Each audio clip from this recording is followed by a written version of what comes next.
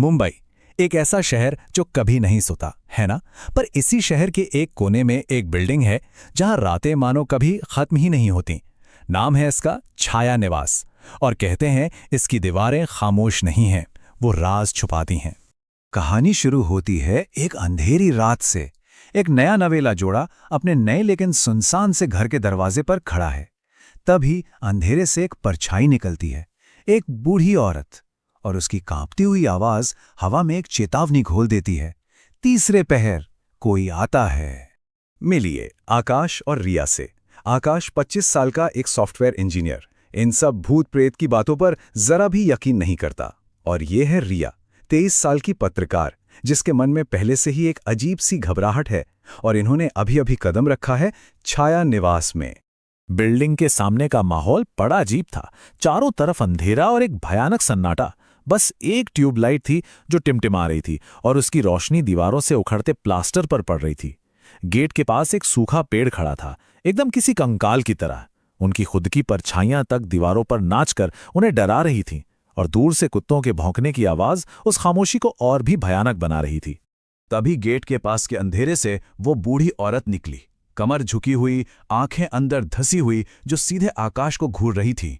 उसकी आवाज में जैसे सालों की थकान थी। बेटा, रात को दरवाजा बंद रखना।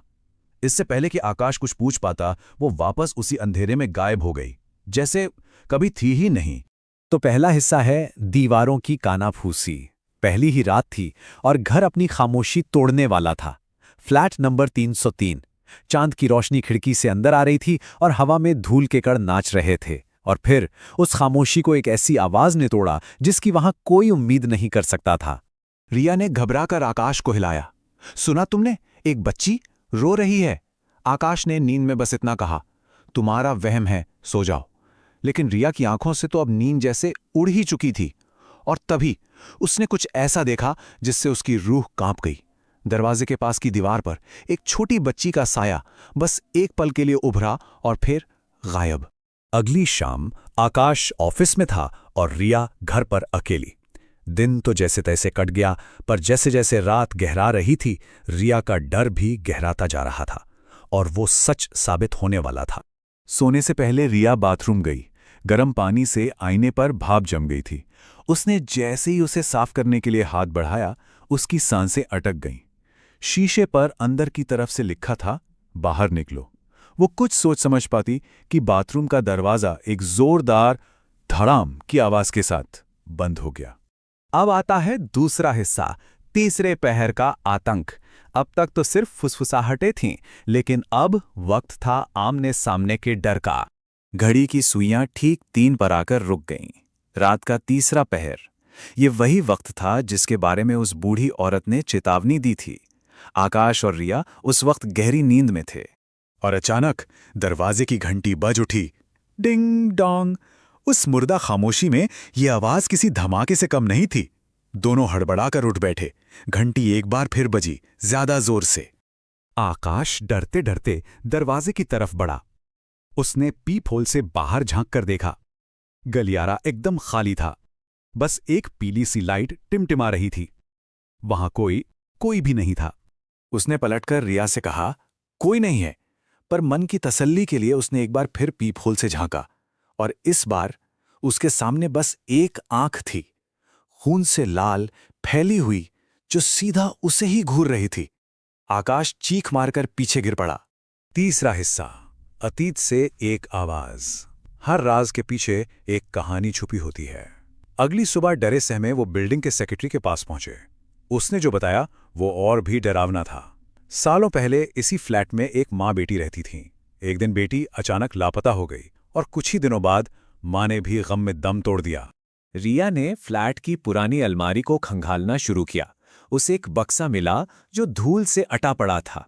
उसके अंदर एक पुराना टेप रिकॉर्डर रखा था। कांपते हाथों से रिया ने प्ले का बटन दबाया। टेप से एक औरत की रोती बिलखती आवाज आई। वो कह रही थी, मुझे पता चल गया, तू इसी बिल्डिंग में है, कहीं अंदर कैद है।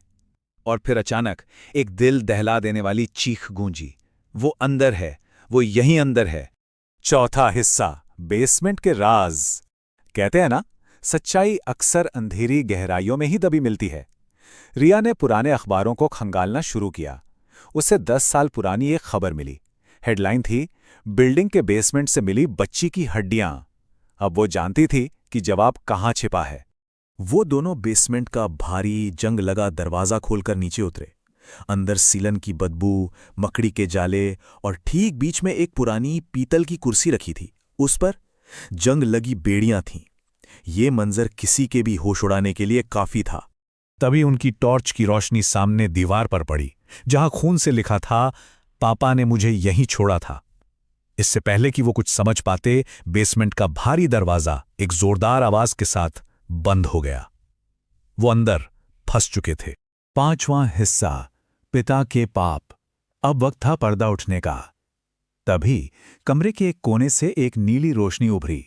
उस रोशनी में से एक छोटी लड़की की सिलुएट बनी, जिसके हाथ में एक फटी हुई गुड़िया थी।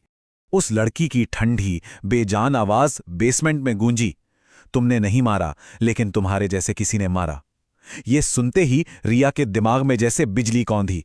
उसने भागकर आकाश का पुराना बैग खोला, जिसमें से एक पुराना छिपा हुआ फोन निकला।